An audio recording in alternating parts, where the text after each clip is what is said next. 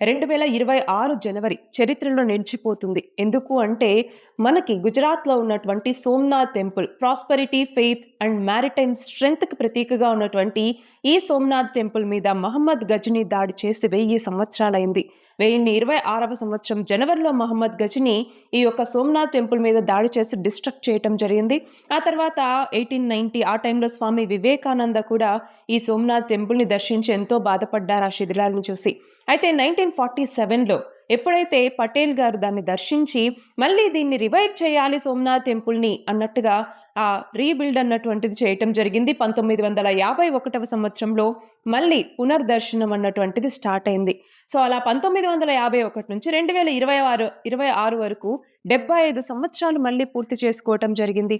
So, ఒక రెసిలియన్స్‌కి, రివైవల్‌కి అలాగే మనం చూసుకుంటే మన యొక్క అన్‌బ్రోకెన్ సివిలైజేషన్‌కి ఈ సోమనాథ్ టెంపుల్ అన్నటువంటిది ఒక ప్రతీకగా మనం చెప్పవచ్చు.